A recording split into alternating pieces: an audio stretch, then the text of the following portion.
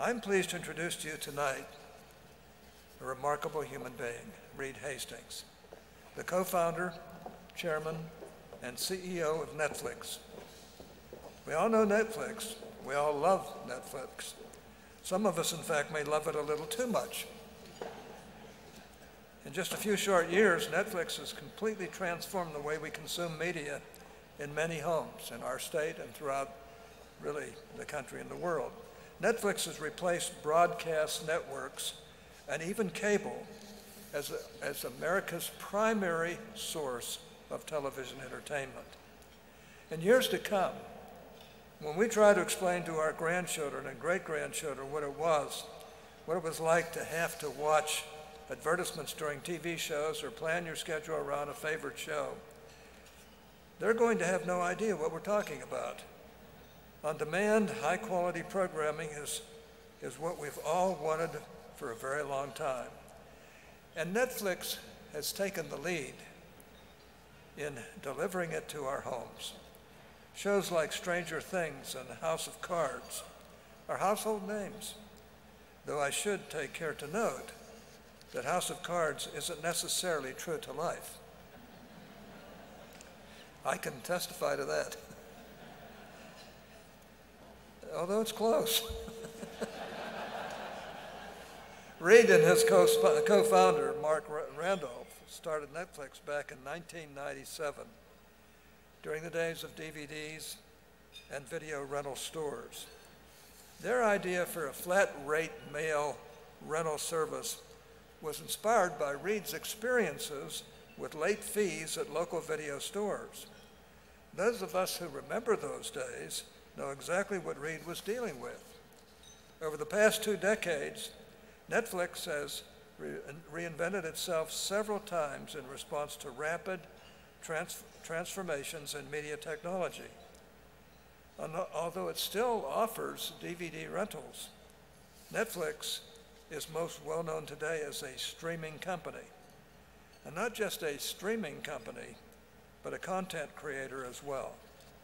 Netflix original series have won multiple Emmy Awards, and today give broadcasts and cable shows a run for their money in terms of both popularity and quality.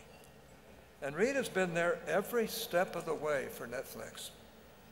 Originally from Massachusetts, Reed holds a bachelor's degree in mathematics from Bowdoin College and a master's degree in computer science from Stanford University.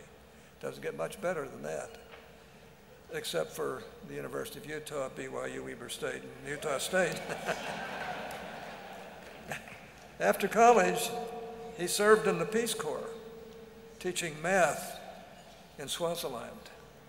Passionate about education and philanthropy, Reed founded the Hastings Fund in 2016 and pledged $100 million to children's education. He and his wife, Patricia, have 2 children. Now with that, let me just say, please join me in welcoming to the stage Netflix CEO, Reed Hastings, and UTC President John Notwell, who will moderate tonight's discussion. You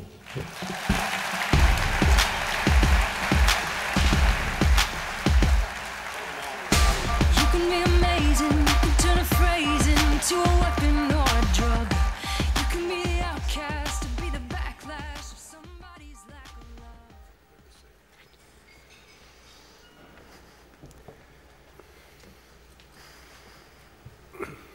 Well, Reed, welcome to Utah. Thank you. I'm going to start today with the most important question of the night, and everybody here wants to know, when is the next season of Stranger Things coming out? Next year. Next year. 2019. Any specific date? Can we get maybe a preview here in Utah early? It's going to be great. It is going to be great. You know, we had a chance to visit backstage, learned a little bit about each other. I don't think a lot of people know you've got a Utah connection. Talk about that. I'm the classic Silicon Valley person with a house in Park City, coming through Salt Lake all the time, having great meals here. And I love your snow, and I love California, but this is definitely my second favorite state.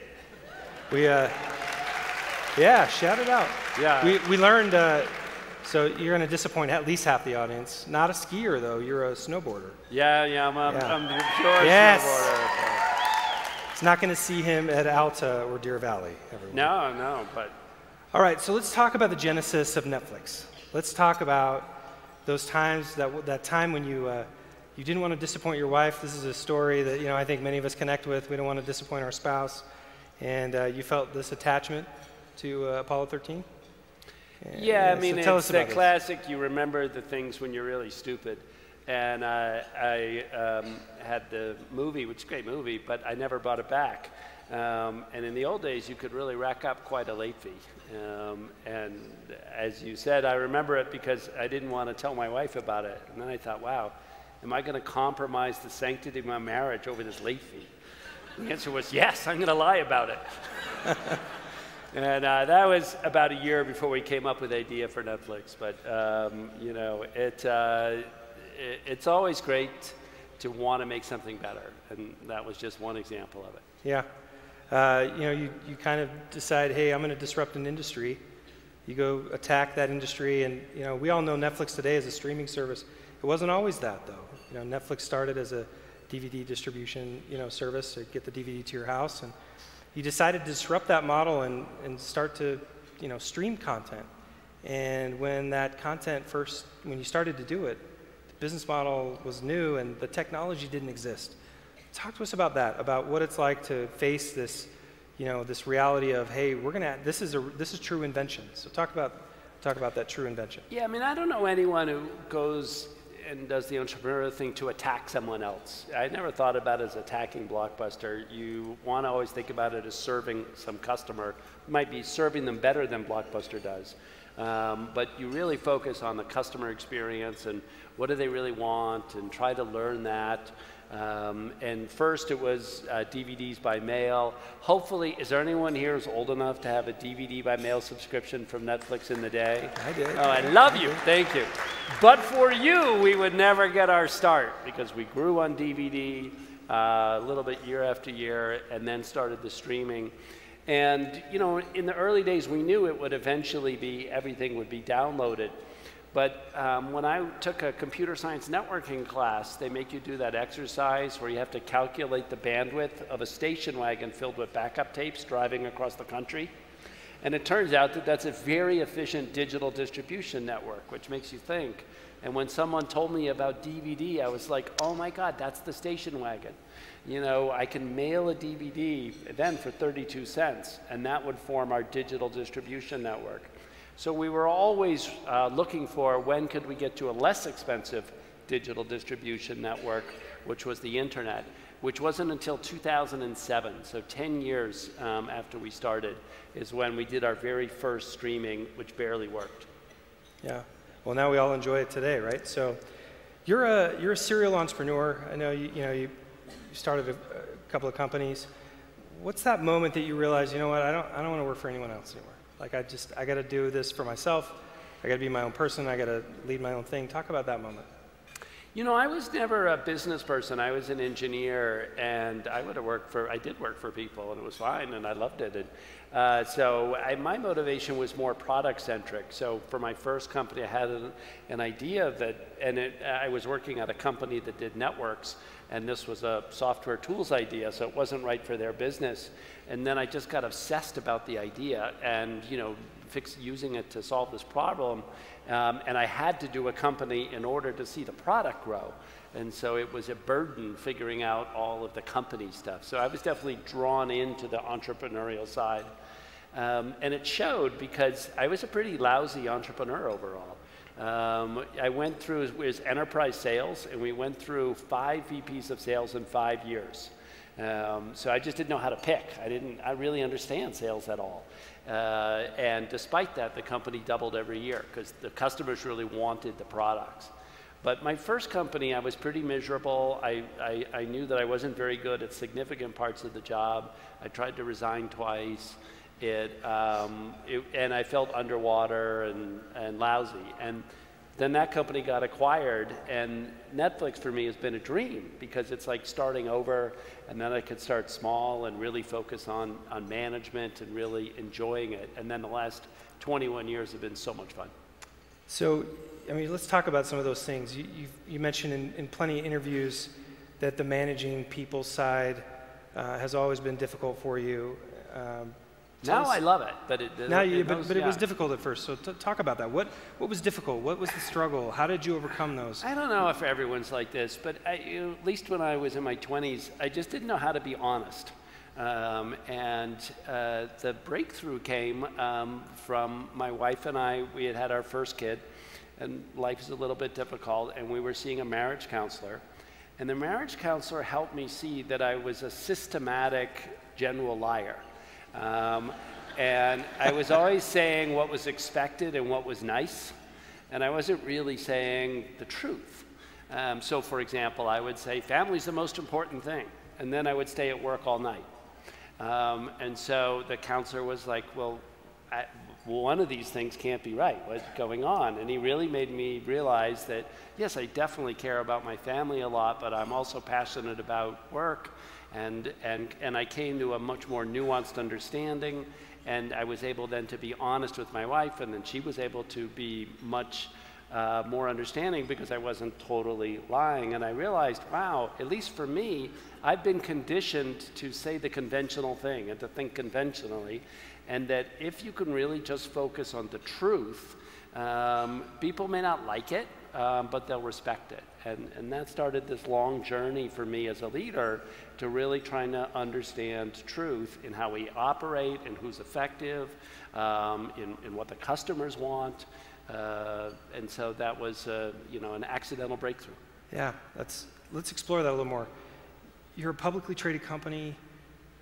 I may get the numbers wrong, $4+ billion in valuation, revenue, something like that. You got 130 million. I have to correct you on that. Yeah, it's 130 billion. 130 billion. Okay, great. Sorry. It's okay. It's okay. I'm off by just it had a billion error. in it, so you're right about the billion figure. 130 million. Billion. 130. No, 130 million subscribers. You're going to the subscribers. Yeah, that's where I was going. 130 million subscribers. You've made mistakes. They're out there. Whenever anything negative happens at Netflix, you're the first one to go take the blame. It's a brave thing as a CEO to do that. You're transparent in that. Where did that come from? Is that from this experience? Is it just a feeling like, hey, I got to take the blame, this is all me? Tell us where that's come from for you. Yeah, it's pretty straightforward. I mean, it's what we admire in human beings and what we want our kids to be. So I try to think, what behavior would I want for my kids in this tough situation, which is, of course, to take the blame, to share the credit, to be honest, and then you try to live up to your aspirations, for that. And so in many cases, because, we've been tumultuous times growing and the internet's changing a lot, and then through that, we have made some business judgment mistakes. But then, I think we've won a reputation with investors and with customers for being straightforward about it and then continuing to make progress. And you take your hit, you take your licks, and you keep going. It's a great story for all of us. Netflix, maybe people don't know, Netflix is not the first company you've taken public. Took another company public before that, Pure, right, software. Yep. We've had a couple of tech companies go public this year, and we may have some more a little later this year. Give us some guidance on that. What is that like going through that process, and why is it important, and is it a great thing? Is it to not all a great my thing? colleagues that are newly public, I would say your second public company is way more fun. Going public's fine. It's like getting out of high school or something, and then and you got to get through it. There's no children here, right? There's some children, sure. Okay. Well, it's kind of like being a virgin, and until you are not, you can't stop thinking about it. So then you get public, and you can start to learn what sex is really about. And until you get your company public, you can't set all these operating rhythms, and hopefully your newly public company will be, you know, a great and growing public company for 100 years. And there's a lot to learn, and so you just kind of get to get through that, and then you can start the real learning process of how to try to operate at scale, which is very fun. We got a ton of startups in the audience. What advice would you give them about what it takes to grow your business from this level to the next level? How do you keep them thriving and growing? Yeah, I mean, the basic thing is to be a great leader, you have to be a great person. And what entrepreneurs tend to do is focus so much on the business, they don't focus on themselves at all. And so they tend to work incredibly hard to set this great example in one dimension, but then, you know, they don't eat well, they don't meditate or pray, or they don't run, or they don't take care of themselves because they feel it's indulgent because they're so obsessed about working. And people will admire you if you take care of yourself in all of your dimensions, family, spiritual, and learning, and constantly be a learning machine. And so I would say the lesson for entrepreneurs is try to make yourself a better person, and through that, you'll become a better leader. So I would say it's the opposite of the one-minute manager kind of, here's a bunch of shortcuts to hack personality.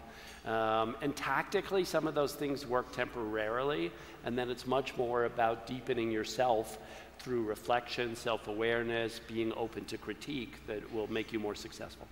What does that day look like for you as a CEO of a, it's like a little tiny company, right? We talked about this, 100 and... Yeah, it's a little tiny company. It's not that big. What's that day look like? Are you involved in the decisions around which programs you're going to make next, what the content looks like?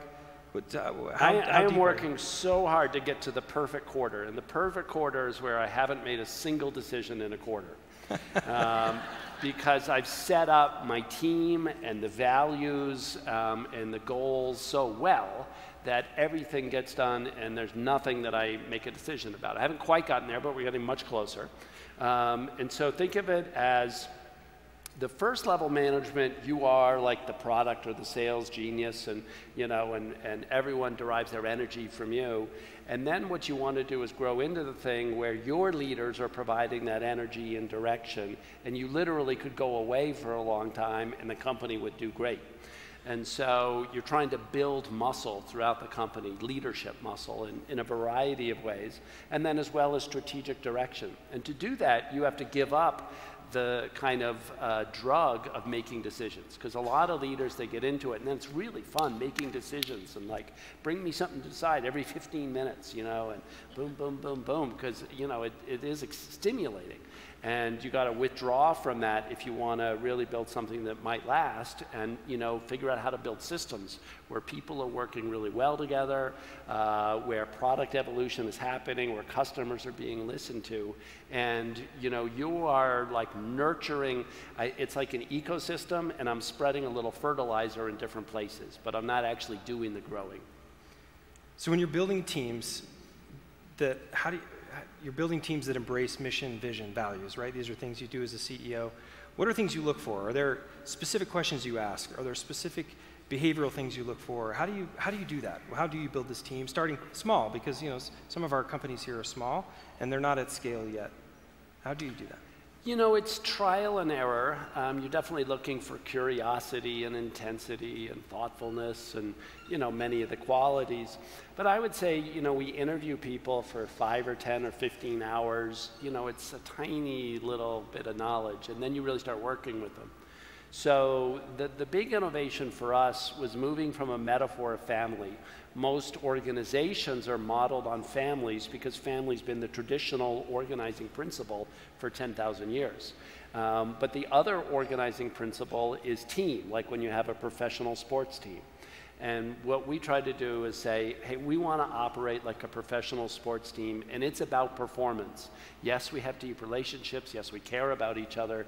But ultimately, you've got a certain number of players on the field, and you need extraordinary performance in every position to achieve the team's goals. And so in that way, we have cultural permission to evaluate performance, to cut people, to upgrade people when we can. And it doesn't feel like heresy. It doesn't feel awful, because you've set up the model that it's like professional sports. And if you think about, anyone that you've known that's on an Olympic team, it's an incredibly intense, you work with amazing people. Sometimes you get cut from an Olympic team, and then it's super disappointing, but there's no shame in it at all. You are competing and have the guts to compete at an elite level. And so that's how we try to get people to think, employees to think at Netflix. And so I would say the key to hiring, there isn't one. It's hit or miss, okay, because it's such limited time with people. The key to organizational, having great talent inside, is having an ethos where it makes sense to be able to try people out, to upgrade, and then, if you do end up cutting them, being super respectful about it, thankful for their contribution, generous with a severance package, and they go on in great ways. So trying to take the sting and the shame out of it, more like professional sports. Great. Can we talk about diversity for a moment? Absolutely. You've recently hired a VP of Diversity and Inclusion. We, as a community here, are focused on this. We need more women, more people of color in leadership positions, more in tech in general. Not every company out there has the ability to hire a specific headcount to focus just on this issue, but I know there are steps they can take today to continue to build that important element in our tech culture. You publish your statistics transparently online. We can look it up and see exactly what the employee base looks like and what the leadership team looks like. That's maybe one step, but are there others? Tell us about what we can do to build a more diverse and inclusive business. Yeah, we're definitely novices at it, been taking it seriously really just in the last 4 or 5 years. So I don't know that I feel credible to say any great lessons. Our board of directors 10 years ago was all white American men. Now we've got 3 Europeans, we've got 4 women, 1 African American. It's a 12-person board. And so we're much more diverse at the board level. And that helps a lot because it sets a pattern throughout the company. Our VP team used to be 30% women, now it's up to 40%. So we're making progress on that front. African Americans used to be 0, now it's 5% of our vice presidents. So we're making progress there, and then that's throughout the company. And it's definitely a critical mass thing. When you have 1 woman in the boardroom, it doesn't really change the dynamic, but when you have critical mass, like 3 or 4, it's great, and it makes it easier for the women, it makes it easier for the men. It's a much more natural dialogue. But you gotta, starting from scratch in many cases, whether that's race or gender or other dimensions, we gotta move that forward. And so it just takes a bunch of work. And if you as the leader make an example that you're curious, in the same way that all CEOs are curious about the customers, if they're curious about inclusion and how does it work at your company, at other companies, and they show that, then you can learn it, and it's important, and then you'll make great progress. Pivots are super important in companies. We see it happen all the time. Some are successful, many are failures. You made a pivot as an organization to go from content provider to content creator. Talk about that. What does that look like? What made you decide to do that, and what mistakes did you go through in that process? All cable networks like HBO and FX, they start with other people's content, and then they go into doing their own content to differentiate themselves. So we understood that it was the right path to do, but executing on it, as you said, it's a whole different skill set. And so in a bit of great fortune, my head of content, who was really good at the DVD business, turned out to also be really good creatively. And so he and I worked together, Ted Sarandos, for almost 20 years. And so our story is the story of his incredible transformation from a DVD logistics guy to a creative ace who's now setting up these systems where we're doing great stories like Stranger Things and House of Cards. I can't take any credit for it. I don't read the scripts. I don't do the casting. He does all of that. And so I can take credit for giving him a platform to thrive, but not the direct credit. I think we're all big fans of so many of the shows on Netflix. Can we switch out? We're going to switch out of Netflix and talk about Reed Hastings, the man, and the philanthropist for a minute. you're super passionate about education. You're passionate about charter schools. You made massive investment in trying to grow education in the state of California and maybe elsewhere. Why is this so important to you? Talk about that for us. You know, I think in philanthropy, we have all the problems left that our parents, grandparents couldn't solve. Okay, so the problems facing our society are really hard. And you're not going to make a huge difference in 5 or 10 years in any hard problem. So one of the keys is saying, which problem do I want to work on? Environment, human rights, education, healthcare, parks. I mean, there's lots of hard problems. And then just like set yourself, I'm going to be doing this for my entire life, okay? And I'm going to get better at it and better at it. And the people that I see that I admire who have changed things have been doing, you know, the same field for multi-decades. And so we have to have patience. We have to support each other because there are very few problems that can be fixed in 5 years. And, you know, so again, the ones that we have are big, hard ones. You know, for me, I chose education because the Peace Corps had assigned me to be a teacher. And if the Peace Corps had assigned me to be a fish farmer, I'd probably be working in aquaculture or something now. So, you know, it was just a thing that I knew a little bit about from 2 years in the classroom. I don't look at it and say education's the fountain problem of all time. You could say preventing nuclear war is the most important thing, or global warming, or, you know, again, there's tons of them. But find some problem that you can just grow in your understanding of and work on decade after decade. And that's what I've been doing. And then it's enormously satisfying because you build up relationships with all the other people in the field. And then it really becomes this long-term contribution. And so that's what makes me passionate. And the particular angle that I've come to believe is important is charter schools, because it allows teachers to create the public school of their dreams. And teachers get overmanaged a lot of the time by the different superintendents and by school boards. School boards change very rapidly. And so urban superintendents in the United States change every 3 years, 2.9 years. And so think of it as a CEO of a nonprofit or a for-profit, if there was a new CEO every 3 years. That's an impossible situation. You never make long-term change in that. And yet, because of the change in the school board, this is what you get, is the change in the superintendent. So charter schools, because they run as nonprofits, have a more stable governance model, and they're able, when they work, to be a great success. And so I'm on the board of KIPP Charter Schools, which is 210 charter schools around the country. And the bigger they get, the faster they learn of what kinds of new teaching methods to try, all of that. And they get healthier because there's opportunity for teachers. And it was formed by 2 teachers in Houston. So again, a lot of these charter schools, it's a great way to grow a very healthy organization that's fun to teach at. So you're looking out across the horizon. You're involved in this educational endeavor. What do you see as the future?